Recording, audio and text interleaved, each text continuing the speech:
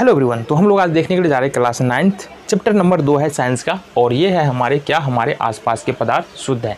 इससे पहले वाला जो लेक्चर था उसमें बहुत सारी बातें की थी। पदार्थ क्या होता है, पदार्थ के प्रॉपर्टीज़ के बारे में हमने पहले चैप्टर में पढ़ा था। तो हमने पढ़ा था तत्व, यौगिक और मिश्रण के बारे में, जो इस चैप्टर में पूरा हमको पढ़ना है। तत्व, यौगिक और मिश्रण, इसके बारे में हमने चर्चा किया था। तो हमने क्या पढ़ा था वहाँ पर? हमने पढ़ा था कि तत्व को या पदार्थ को दो भाग में बांट सकते हैं, शुद्ध और अशुद्ध पदार्थ में। शुद्ध पदार्थ को फिर दो भाग में बांट सकते हैं, किस किस में? तत्व और यौगिक में। अब यहाँ पर तत्व को हमने 3 भागों में बांटा था। एक धातु था, दूसरा अधातु था और तीसरा उपधातु था। तो यहाँ पर जो हम देखने वाले हैं वो धातुओं के बारे में देखने वाले हैं। धातुओं के जो गुण होता है उसके बारे में हम यहाँ पर बात करने वाले हैं। तो धातुओं का जो गुण होता है इसके बारे में देखेंगे, और धातुओं के भौतिक गुण के बारे में यहाँ पर हम देखने वाले हैं मुख्य रूप से। तो इसके बारे में समझो। पहला गुण है धातु का अघात वर्ध। अब अघात वर्ध का मतलब क्या होता है? अघात वर्ध का मतलब होता है, पहले तो कुछ धातु का उदाहरण ले लेंगे। जो धातु है हमारे पास कौन कौन से धातु होगा?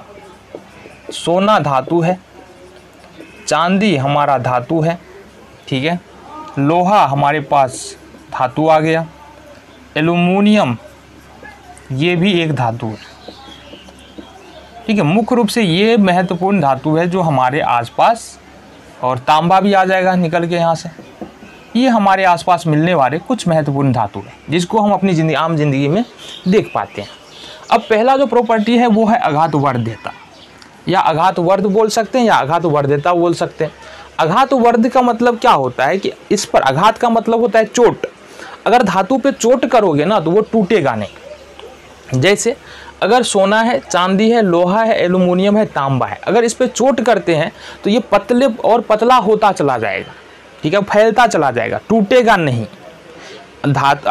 धातु जो है वो अघात वर्ध होता है। अघात वर्ध का मतलब होता है कि ये टूटता नहीं है। इस पर अगर आघात करेंगे तो ये फैलता हुआ चला जाएगा। जैसे हम देख सकते हैं तांबे का बर्तन का प्रयोग करते हैं। तो तांबे का बर्तन कैसे बनाया जाता है? पहले तांबे को पतला परत बनाया जाता है, फिर बर्तन बनाया जाता है। इसी तरह से एल्युमिनियम का बर्तन भी हम देखते हैं अपनी ज़िंदगी में। तो एल्युमिनियम का बर्तन कैसे? पहले एल्युमिनियम का सीट बनाया जाता है, जिसको हम चदरा बोलते हैं ना। तो एल्युमिनियम का सीट, पतला सा सीट बनाया जाता है, फिर उससे बर्तन बनाया जाता है, ठीक है। चांदी का हम क्या देखते हैं? गहने देखते हैं। सोना और चांदी का गहना देखते हैं। तो सोना और चांदी का जो गहना होता है एकदम बहुत पतला, बहुत छोटा होता है और बहुत पतला होता है, लेकिन उस पर हम डिजाइन बना सकते हैं। क्यों? क्योंकि उसको बहुत पतला किया जा सकता है, वो टूटता नहीं है। अगर ये गुण नहीं होता अघात वर्ध्यता का, तो सोना चांदी को अगर पतला करते, उस पर हथौड़ा चलाते, लोहा पे हथौड़ा चलाते, एल्युमिनियम पर चलाते, तो वो तो टूट जाता। और टूट जाता तो फिर बर्तन बनाने का तो, या फिर जो जेवर जेवरात है या फिर जो बर्तन बनाना है, ये सब बनता ही नहीं। अब इसी गुण का प्रयोग करके हम यहाँ पर देख लो, 2-3 धातु है हमारे पास। एक तो है एल्युमिनियम और दूसरा है हमारा चांदी। इसका प्रयोग करते हैं हम लोग कहाँ पर? देखो, चांदी का प्रयोग मिठाई, चांदी की जो पतली परत होती है उसका प्रयोग किया जाता है मिठाई को सजाने के लिए। कहाँ पर करेंगे? मिठाई को सजाने के लिए। बहुत सारे जगह पर हम देखते हैं मिठाई का ऊपर, मिठाई के जो ऊपर है वो पतली परत होती है, वो किसका परत होता है? चांदी का परत होता है, एकदम पतला सा पन्नी टाइप का होता है। दूसरा जो एल्युमिनियम का प्रयोग कहाँ पर करते थे? एल्युमिनियम का प्रयोग करते हैं हम लोग दवाई को पैक करने के लिए। किसके लिए देखेंगे? एल्युमिनियम का प्रयोग करते हैं अघात वर्धता के कारण दवाई को पैक करने में, ठीक है। दवाई को पैक करने में जो दवाई होता है, जो टेबलेट्स होते हैं, उसके ऊपर में जो ऊपर से परत है, पीछे देखोगे पीछे से एक परत रहता है ना व्हाइट वाला, वो एल्युमिनियम का होता है।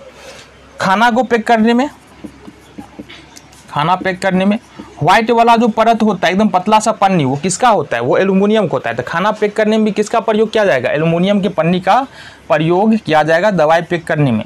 और एक और बता रहे हैं, ठीक है, फिर इसका प्रयोग और एक जगह पर करते हैं। देखो, सिगरेट जो होता है ना, सिगरेट होता है, सिगरेट में क्या होता है?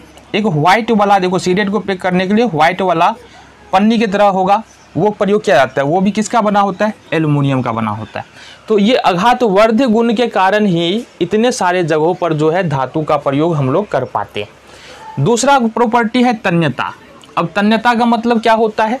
तन्यता का मतलब होता है कि धातु को खींच करके तार बनाया जा सकता है। अब इसका मतलब क्या है?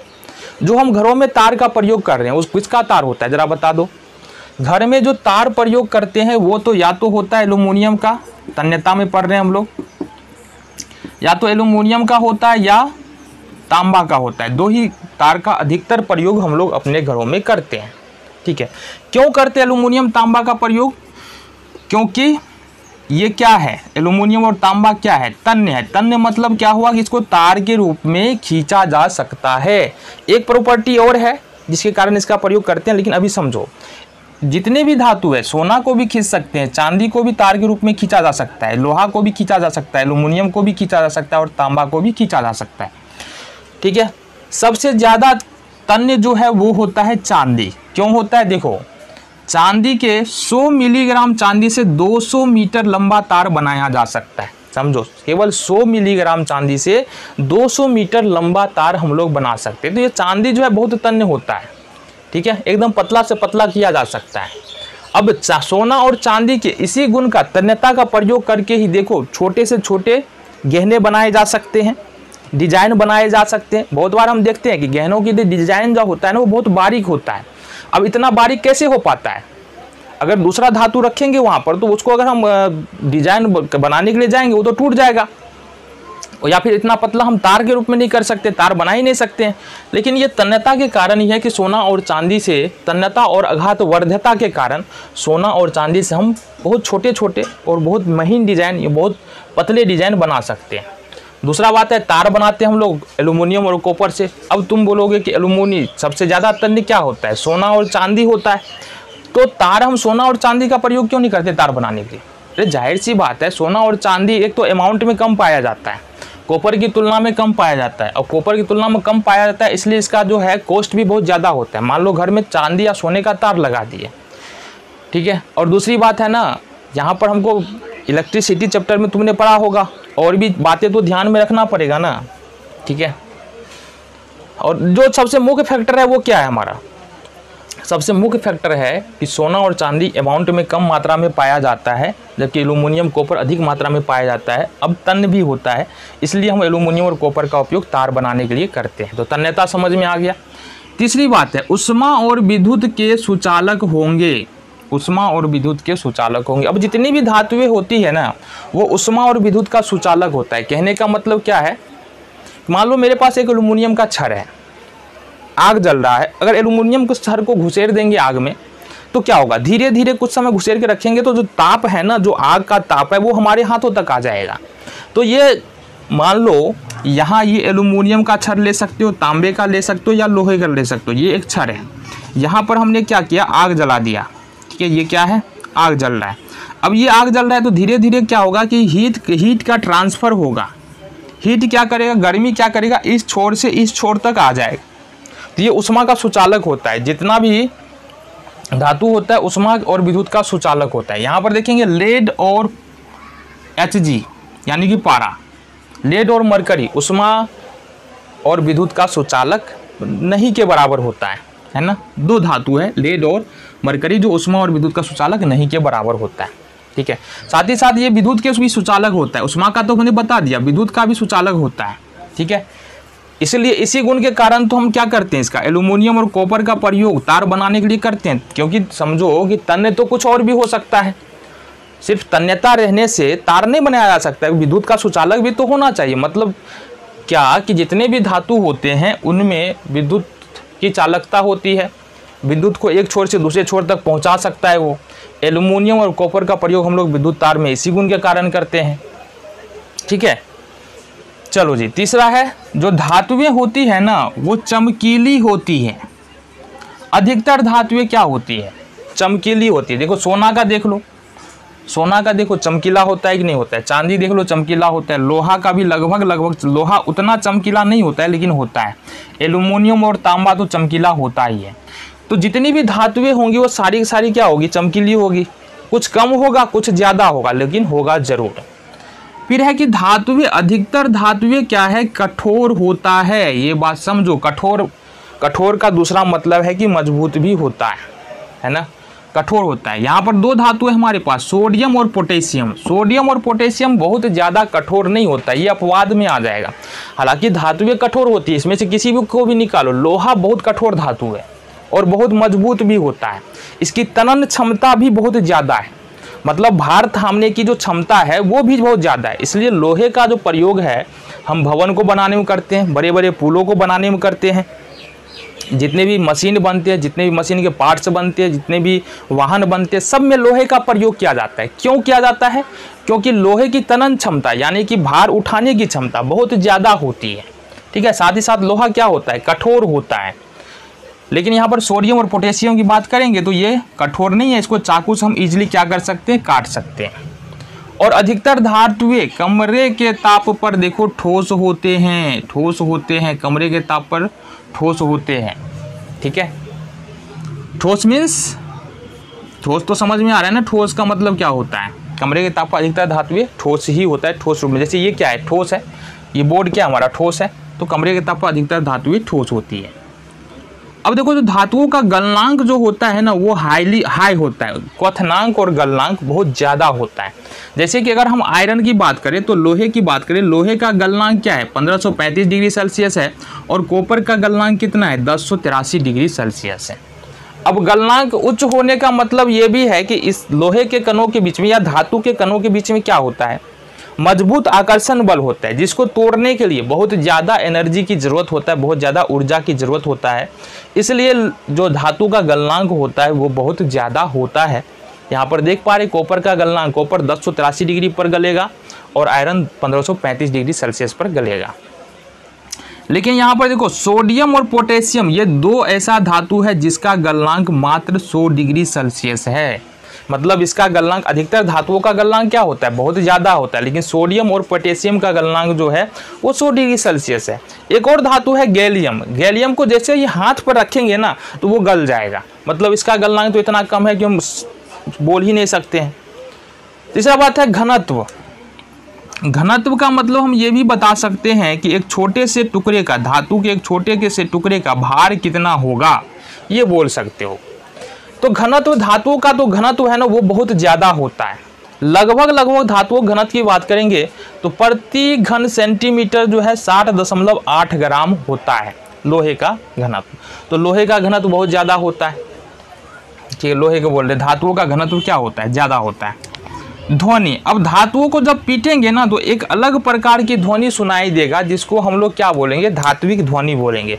यानी धातु में एक अलग प्रकार, जैसे कि मान लो ये धातु नहीं है तो इसमें एक अलग प्रकार की ध्वनि निकल के आ रही है, लेकिन जैसे धातुओं को हम पीटेंगे तो वहां से एक अलग प्रकार की ध्वनि निकल के। अधिकतर धातुएं जो है वो किस कलर के होते हैं? चांदी रंग का होता है या भूरे रंग का होता है।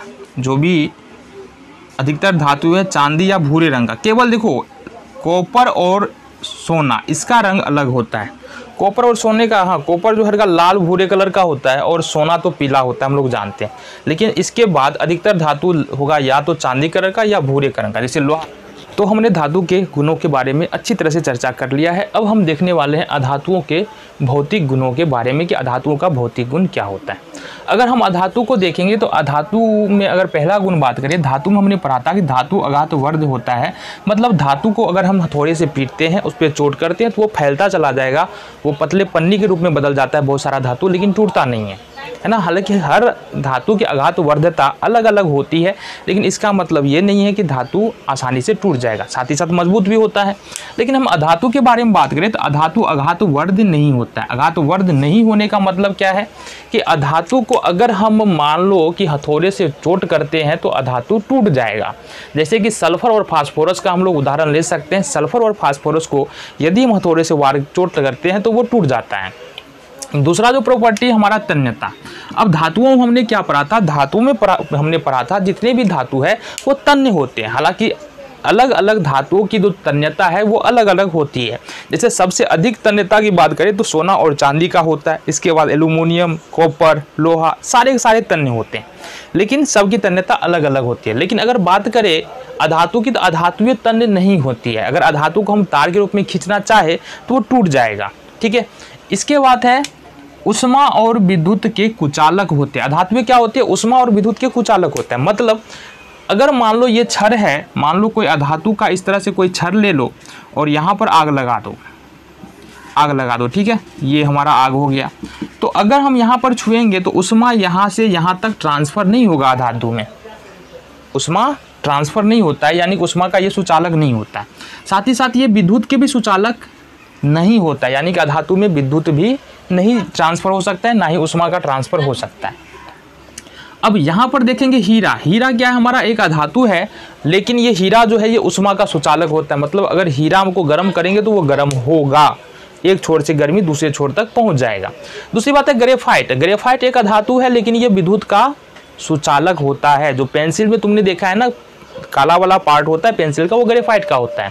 इसके अलावा जो छोटा वाला बैटरी होता है, जिसको हम शुष्क सेल बोलते हैं, जिसको रेडियो या फिर टॉर्च या रिमोट में भी प्रयोग करते हैं, उसमें उसका जो इलेक्ट्रोड होता है, बीच वाला पोर्शन जो होता है, ये बैटरी है ना हमारा, ये बैटरी है, ठीक है। और ठीक बीच में एक इलेक्ट्रोड होता है काले रंग का, इसको हम लोग क्या बोलते हैं, ग्रेफाइट बोलते हैं।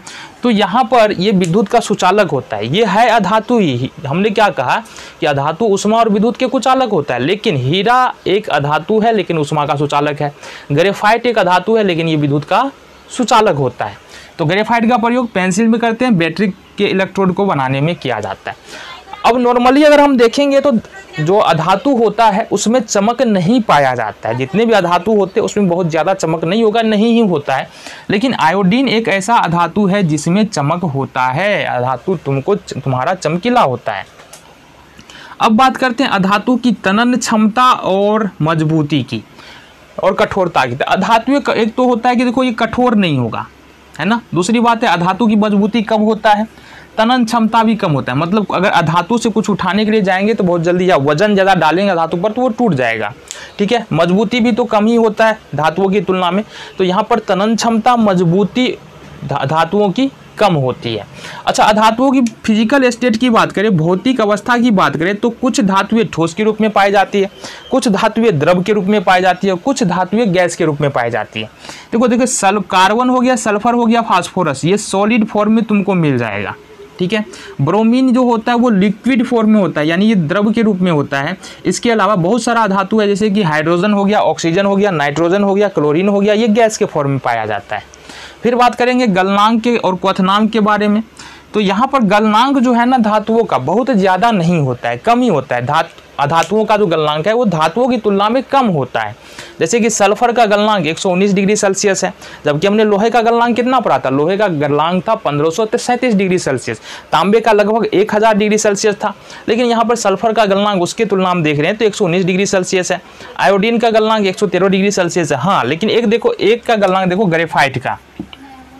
ग्रेफाइट का जो गलनांक होता है वो होता है 3700 डिग्री सेल्सियस। ग्रेफाइट ऐसे क्या है, ग्रेफाइट है तो अधातु, लेकिन ये विद्युत का चालक करता है और साथ ही साथ इसका गलनांक भी बहुत उच्च होता है। तो इसका मतलब क्या है, इसका मतलब ये है कि ये बदमाश अधातु है। ये अधातु वाला गुण ही नहीं है इसमें, और सारा गुण है लेकिन ये 2-3 गुण इसमें नहीं है। चलो, इसके बाद इसका घनत्व कम होता है, मतलब ये हल्का होता है। और सबसे ज़्यादा घनत्व किसका होता है, आयोडीन का घनत्व उच्च होता है। यानी कि अधातु होते हुए भी आयोडीन का घनत्व क्या होता है, उच्च होता है। जो अधातु का घनत्व होता है वो 2 ग्राम प्रति घन सेंटीमीटर होता है। कितना होता है, 2 ग्राम प्रति घन सेंटीमीटर है। धातु का घनत्व हमने क्या पढ़ा था, धातु का घनत्व जो होता है वो 7 ग्राम प्रति घन सेंटीमीटर होता है। यानी 1 घन सेंटीमीटर धातु का जो वजन होगा वो 7 ग्राम होगा, और 1 घन सेंटीमीटर अधातु का जो वजन होगा वो लगभग 2 ग्राम के आसपास होगा। धातुओं को पीटेंगे तो वो अलग ही आवाज़ निकलेगा, धातु जो पीटेंगे तो अलग आवाज़ निकलेगा, धातु की तरह आवाज़ नहीं निकलने वाला है। अब देखो, रंग जो है ना अधातु जो होता है वो अलग अलग रंगों का होता है। धातु में हमने पढ़ा था कि धातु जो या तो चांदी कलर का होगा या किस कलर का, चांदी कलर का ही होगा और सफ़ेद कलर का होगा। अधिकतर धातु चांदी कलर का ही होता है। लेकिन यहाँ पर देखेंगे अधातु अलग अलग रंगों में पाया जाता है। जैसे कि सल्फर को देखेंगे पीला रंग का होता है, फास्फोरस को देखेंगे सफ़ेद या लाल रंग का होता है, ग्रेफाइट को देखेंगे तो काला होता है, और क्लोरीन को देखेंगे पीला या हरा होता है। तो धातुओं का रंग जो है वो अलग अलग होता है। इस वीडियो में इतना ही, मिलेंगे अगले वीडियो में।